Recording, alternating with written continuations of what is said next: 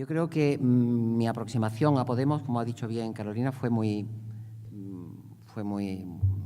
casual. Yo me leí el programa que tenían colgado en su página web, se llamaba, creo que, Borrador Programa de Propuestas. Creo que era así. Me lo leí despacio y pensé, es justo lo que pienso y es justo lo que había que hacer. Y es un programa de ruptura democrática. Por tanto, me pondré en contacto con ellos a ver qué pasa. Sabía que estaba en marcha el tema de las elecciones europeas. Tampoco es que me preocupe mucho a mí las elecciones ni los cargos, pero bueno, sabía que había ese proceso, que es un proceso participativo, social, amplio, etcétera, y me puse en contacto con ellos y particularmente con Pablo y luego con algunos de los compañeros y compañeras que hayan sido citados aquí. Por tanto, lo primero que tengo que hacer es agradecerles a ellos, a todos ellos y especialmente a Pablo, su acogimiento de verdad, profundo y sincero que han tenido cuando yo he descolgado el teléfono y he dicho, pues si no os importa, yo quizás os podría echar una mano, que es lo que suelo decir en estos casos, pero me parece que a lo mejor ese echar una mano pues ha servido de algo más que echar una mano. Pero bueno, eso ya lo dirá en todo caso la sociedad y el pueblo que lo dejan ejercer, como ya decía Carolina muy bien, de cuando en cuando, como si fuera soberano, porque realmente no lo es. Por tanto, gracias a todo lo que significa Podemos y a su personificación más pública, que es Pablo, y gracias a todos vosotros por estar aquí. El primer programa que yo vi de Podemos se hablaba de que había varios objetivos, que era el régimen fiscal, naturalmente justo, y por tanto elevación de impuestos a las grandes fortunas, a las sociedades. No puede ser que las sociedades tengan no solamente los tipos impositivos tan bajos que tienen, sino que además tienen 1000 formas de defraudar y colocar el capital en los paraísos fiscales, que prácticamente es una forma de defraudar al fisco, como se ha demostrado en el caso Falciani, etcétera, etcétera. Por tanto, yo creo que todo esto está en el programa de Podemos y hay que fortalecerlo y empujarlo. Y realmente que acabemos de una vez con los paraísos fiscales. Es decir, los paraísos fiscales es el gran espacio de la evasión fiscal, de la opacidad, del abuso. Es, bueno, en el auto en el que se rechaza, de la Audiencia Nacional, en el que se rechaza la extradición de Falciani a las autoridades suizas por haber violado el secreto bancario, según las autoridades suizas, se viene a decir que el HSBC, se dice que el HSBC, que es el banco donde tenían las cuentas, creo que eran 3.500 contribuyentes españoles, si no me equivoco, cuentas ocultas, naturalmente, numeradas, y naturalmente que luego, gracias a Falciani, se han conocido, ¿no? Y ha significado, según dijo el secretario de Estado de Hacienda en el Congreso de Diputados, se hizo la mayor regularización fiscal de la historia de España, con lo cual estamos hablando de unas cifras extraordinarias. Y uno de los grandes defraudadores que tenían sus cuentas en el HSBC de Ginebra era toda la familia Potín. Por tanto, no estamos hablando de cualquiera, estamos hablando de personas que además controlan la economía española y que sistemáticamente evaden impuestos a través de los cauces de los paraísos fiscales. Se introdujo una pequeña reforma hace un año en el Código Penal que decía que en el delito de evasión fiscal, de fraude fiscal, delito contra la hacienda pública, es como se llama, era un agravante hacerlo a través de los paraísos fiscales. Oiga, si es un agravante hacerlo a través de los paraísos fiscales, usted lo que tiene que hacer es acabar con los paraísos fiscales. Es decir, en España no puede haber ningún banco ni ninguna empresa que tenga ninguna filial domiciliada en un paraíso fiscal, sino porque lo constituye como un agravante. Si es un agravante, quiere decir que es una causa para incrementar la pena y, por tanto, es una causa que agrava la conducta delictiva.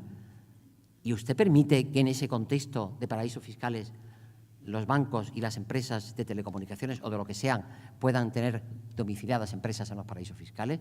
Es una contradicción radical, absolutamente insoportable para una sociedad democrática que quiere ser justa, Pero hay una resolución aprobada en el Parlamento Europeo en abril de 2010 con el voto en contra de todo el Partido Popular Europeo, es decir, el que está gobernando aquí ahora, que decía así: los paraísos fiscales pueden constituir un obstáculo insuperable para el desarrollo económico de los países pobres, usurpando la soberanía de otros países y creando incentivos para la delincuencia económica.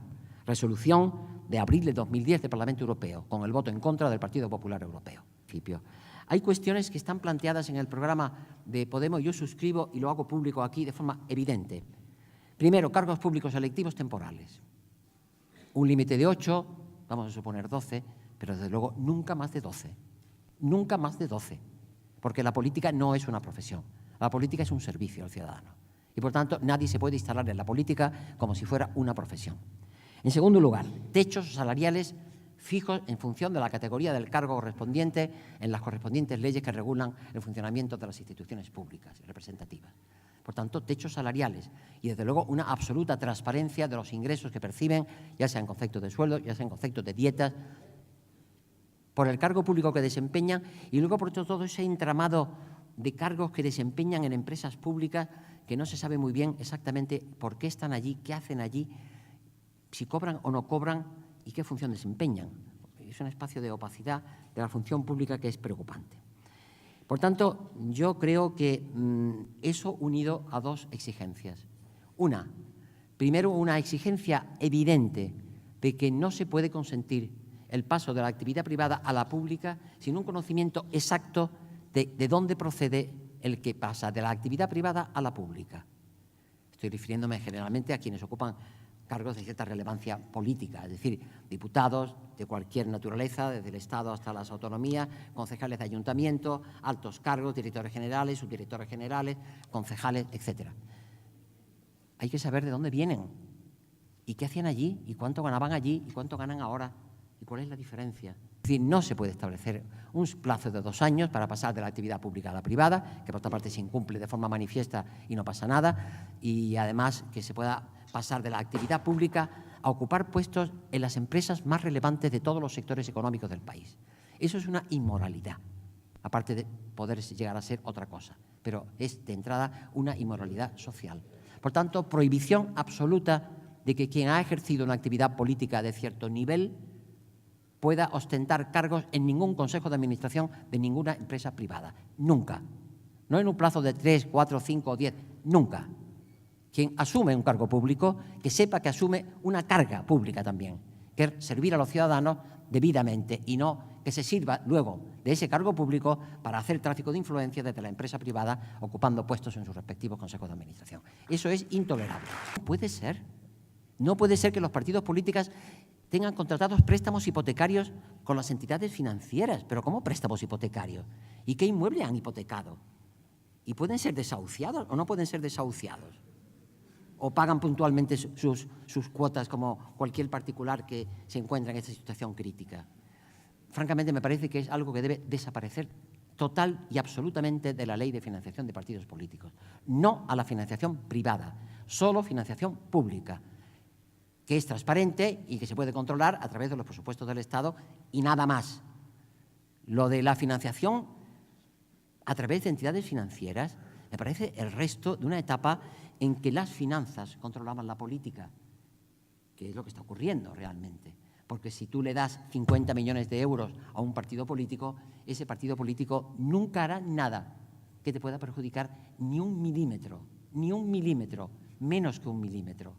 Por tanto, no puede ser que mantengamos un sistema de financiación de partidos que está en manos de la banca, cuando la banca no es pública, es privada. Y, por tanto, tiene intereses financieros ocultos y espurios en la mayor parte de las actividades que desarrolla, sobre todo cuando lo hacen a través de instituciones como los paraísos fiscales. No es posible soportar que en un Estado, con esa desigualdad que tenemos, con esos menores en estado de pobreza, con ese paro estructural, ahora haya un gasto electoral de millones de euros para conseguir 54 escaños en el Parlamento Europeo. No es admisible ni moral, ni éticamente, ni desde luego legalmente. Por tanto, yo creo que es una cuestión que habrá que abordar seriamente, porque de lo contrario vamos a una solución catastrófica en la cual los partidos se convierten en un instrumento de las entidades financieras. Había un viejo profesor de la Universidad de Estrasburgo, el profesor Kenning, que decía: todo el que de alguna manera concede algo a un partido, ya sea en forma de donación, ya sea en forma de préstamo, como es el caso de las entidades financieras, o de créditos, es porque espera una contraprestación. Obviamente lo estamos viendo en el caso Gürtel y en todos los casos que tengan relación con algún partido político. En el caso de Convergencia Democrática es evidente, porque ya incluso hay escritos de acusación donde explica sus conexiones con el caso del expolio del Palau de la Música, por ejemplo. Y en el caso de Unión Democrática ya hay incluso condenas que explican su relación, sus beneficios obtenidos a través de los negocios que hacían sus dirigentes en las instituciones de la Generalitat. Por tanto, es una realidad que ya está ahí, que no la tiene que descubrir nadie, es que se está palpando y cada vez más grave. Por tanto, hay que acabar con esa situación. Que hay derechos sociales, pero hay derechos civiles. Derecho a la libertad de expresión, de reunión, manifestación. Yo solo quiero decir dos cosas. Yo he hecho un largo trabajo sobre todas estas últimas reformas que propugna el Partido Popular, la Ley de Seguridad Privada, que estará a punto de entrar en vigor, porque ya ha pasado el último trámite del Congreso de Diputados, la Ley de Seguridad Ciudadana, que estará dentro de poco en el Congreso, la Ley del Código Penal, etcétera. Yo lo que quiero decir es que, primero, la Ley de Seguridad Privada me parece aterradora, porque que se dé entrada en la definición de las políticas de seguridad a los consejos de administración de las empresas de seguridad privada, me parece un paso atrás gigantesco en la privatización del Estado, es decir, en la anulación del Estado. Eso sí que es hacer política antisistema, señora Cospedal. Eso sí que es hacer política antisistema. Dar voz y voto a los consejos de administración en la definición de las políticas públicas de seguridad, que es lo que hace la Ley de Seguridad Privada, que está a punto de entrar en vigor. Hay algo que me impactó mucho cuando leí el proyecto de reforma del Código Penal, que todavía no sé si ha entrado ya en el Congreso o no, pero estará a punto de entrar, en el que hay tipos penales que consisten en perseguir como criminales a quienes se dedican a la venta ambulante, que son los inmigrantes, evidentemente, o quienes criminalizan, como en ese Código Penal se hace, a quienes ayudan a inmigrantes llamados irregulares a sobrevivir o a buscar trabajo. También es objeto de una criminalización específica. Es decir, me parece que todo eso que defino, eso sí que es hacer una política antisistema democrático, no lo que dice esa señora.